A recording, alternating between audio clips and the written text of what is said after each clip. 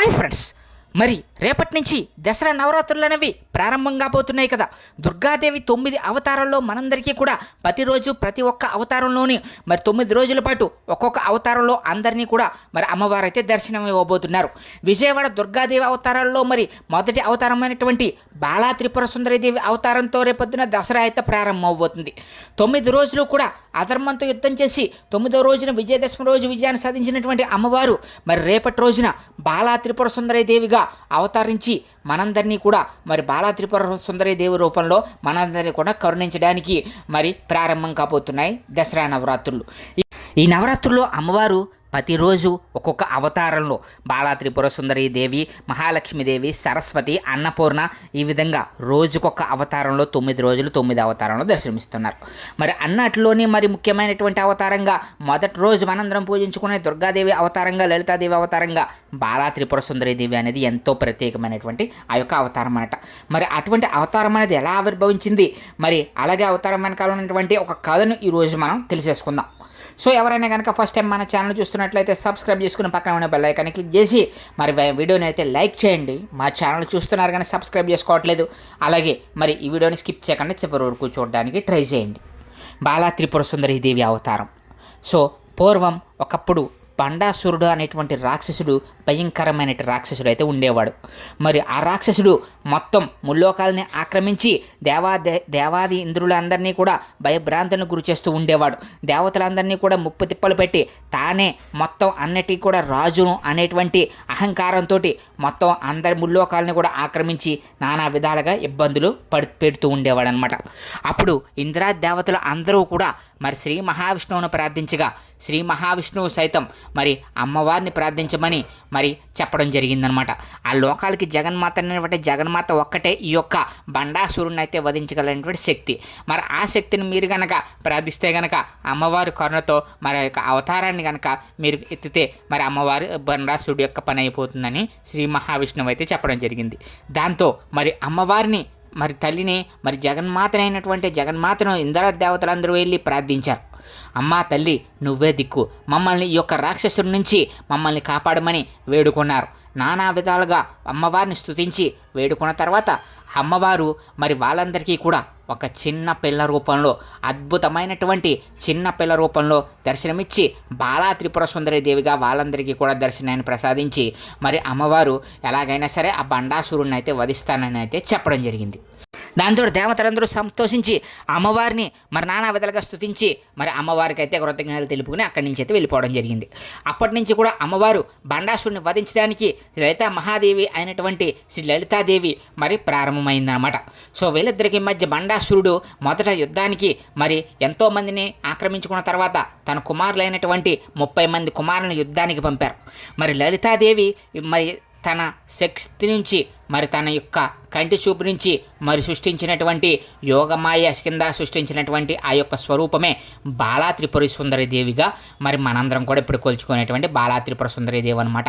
ఒక చిన్న పిల్ల రూపంలో అద్భుతమైనటువంటి ఒక స్వరూపాన్ని సృష్టించి బండాసురుడి మీదకి యుద్ధానికైతే అమ్మవారు తన యొక్క శక్తిలోంచి ఆ యొక్క అవతారాన్ని సృష్టించి యుద్ధానికి బండాసురుడి మీదకైతే యుద్ధానికైతే పంపుతుంది.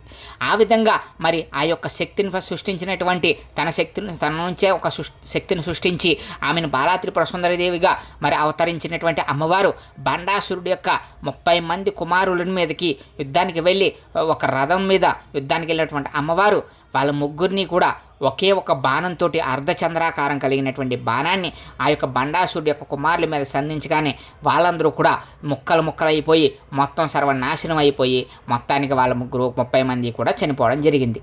దీంతో ఇంద్రాది దేవతలకు సైతం మరి బాధను కలిగించినటువంటి ఆ యొక్క రాక్షసుడి వదని ఒక చిన్న బాణంతో అమ్మవారు చిన్న పిల్ల స్వరూపంలో ఉన్నటువంటి అమ్మవారు వధించేసి ముల్లోకాలని కాపాడినందుకు గాను ఆమెకు బాలా త్రిపుర సుందరీదేవిగాను ఆ యొక్క యోగమాయను యోగశక్తితో మరి లలితాదేవి నుంచి ఉద్భవించినటువంటి ఆ యొక్క అవతారంగాను మనందరం కూడా పూజించుకుంటూ ఉంటాం. దాన్నే మరి దసరా నవరాత్రుల్లో మొదటి రోజుగా మనందరికీ విజయవాడలో అమ్మవారి బాలా త్రిపుర సుందరీదేవి అలంకారంతో మనందరికీ కూడా దర్శనం అయితే ఇస్తూ ఉంటారనమాట. మరి ఇంత గొప్ప శక్తులు కలిగినటువంటి అమ్మవారిని కనుక మనం పూజించుకున్నట్లయితే కనుక మనందరికీ కూడా బాలా త్రిపుర సుందరీదేవి అవతారం అనేది ఎంతో అద్భుతమైన అవతారంగా, జ్ఞానాన్ని ప్రసాదించే అవతారంగా, అలాగే మరి విద్యాబుద్ధులు అభ్యసించేటువంటి వారికి విద్యను ప్రసాదించే ప్రసాదించేటువంటి తల్లిగా, జ్ఞానాన్ని కలిగించేటువంటి తల్లిగా, అలాగే మరి అత్యంత వైభవమైనటువంటి మనకి తెలివితేటలను మేధస్సును కలిగించేటువంటి శక్తిగా మనందరం కూడా బాలా త్రిపుర సుందరి దేవిని అయితే పూజించుకోవాలి.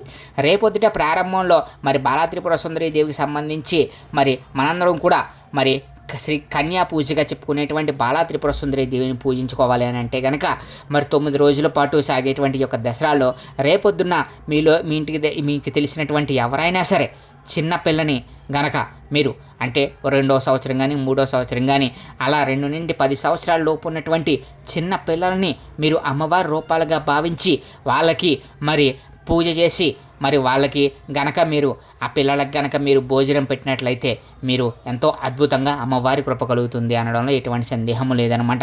చిన్న పిల్లల్ని తీసుకుని వచ్చి మరి వాళ్ళ కాళ్ళు కడిగి అలాగే వాళ్ళకి పసుపు కుంకుమ బొట్లు పెట్టి వాళ్ళని పూజించి వాళ్ళకి ఆనందపడే విధంగా, చిన్నపిల్లలు ఆనందపడే విధంగా వాళ్ళకి చిన్న బొమ్మలు కానీ అలాగే ఏదైనా సరే చిన్న గౌన్ లాంటిది కానీ కొని ఇచ్చి ఆ పిల్లలని ఆనందంగా అమ్మవారి రూపంలో మరి భావించి మరి వాళ్ళని అందంగా అలంకరించి తయారు చేసి వాళ్ళతోటి కనుక అందంగా వాళ్ళని పూజించినట్లయితే సాక్షాత్వం శ్రీ మహాలక్ష్మీదేవి అయినటువంటి శ్రీ బాలా త్రిపుర సుందరి దేవిని పూజించినట్లయిన శాస్త్రాలు చెబుతున్నాయి. ఈ విధంగా మరి రోజున దసరా సందర్భంగా చిన్న పిల్లలని మరి పూజించడం అనేది ఇది గొప్ప విషయంగా కూడా జరుగుతూ ఉంటుందన్నమాట. మరి మీ ఇంట్లో కనుక చిన్నపిల్లలు ఉంటే కనుక కంపల్సరీగా ఆ యొక్క చిన్నపిల్లల్ని బాలా త్రిపుర సుందరి దేవి అవతారంగా భావించి వాళ్ళని కూడా పూజించి మరి అమ్మవారి యొక్క అనుగ్రహం అయితే కలిగించుకునేలాగా మనమందరం కూడా అమ్మవారిని అయితే బాలా త్రిపుర సుందరి దేవి అవతారంలో అయితే పూజించుకోవాలన్నమాట. రేపటి నుంచి ప్రారంభమైన నవరాత్రుల్లో మరి బాలా త్రిపుర సుందరి దేవి అయితే ప్రత్యేకత అయితే ఈ విధంగా అయితే ఉందన్నమాట.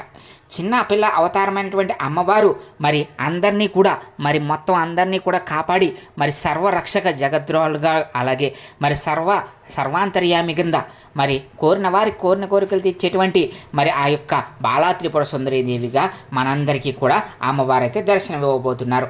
9 రోజుల పాటు మనందరం కూడా దేవి నవరాత్రుల్లో ముఖ్యంగా చేసుకునేటువంటి ఈ యొక్క పూజ అనేది ఎంతో ఇంపార్టెంట్ అన్నమాట.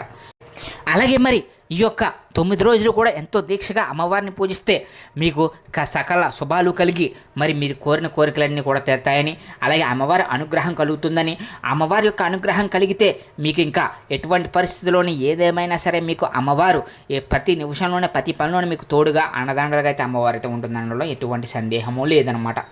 మరి మీరు ఎంతమంది దసరా నవరాత్రులు చేసుకుంటున్నారు అనేది కామెంట్ సెక్షన్లో కామెంట్ చేసేయండి. ప్రతి ఒక్కళ్ళు కూడా అత్యంత భక్తి శ్రద్ధలతో ఆచరించేటువంటి ఈ యొక్క దసరా నవరాత్రులు అనేవి ఎంతో అద్భుతమైనటువంటి రోజులు.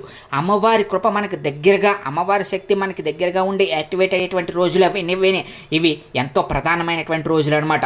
ఈ రోజుల్లో కనుక మనం అమ్మవారిని స్తుతించిన, ప్రార్థించిన అమ్మవారి యొక్క శక్తి అనే అనుగ్రహం అనేది మనకి అనుకూలంగా ఉంటుంది. మీరు అమ్మవారిని కనుక అనుగ్రహించుకుంటే కనుక, అమ్మవారు కనుక మీకు అనుగ్రహం కనుక కలిగినట్లయితే మీకు ఇంకా తిరుగు ఉండదన్నమాట. సో మరి ఇది ఫ్రెండ్స్ ఈరోజు వీడియో అమ్మవారి యొక్క మొదటి స్వరూపమైనటువంటి బాలా త్రిపుర సుందరి దేవి గురించి. మీకు మరిన్ని ఇలాంటి ఇంట్రెస్టింగ్ వీడియోస్ కావాలనుకుంటే కనుక మా ఛానల్ సబ్స్క్రైబ్ చేసుకుని పక్కన ఉన్న బెల్ ఐకాన్ని క్లిక్ చేసి మా ఛానల్కి సపోర్ట్ చేయమని మనస్ఫూర్తిగా అయితే కోరుకుంటున్నాను. Thank you friends, thank you so much.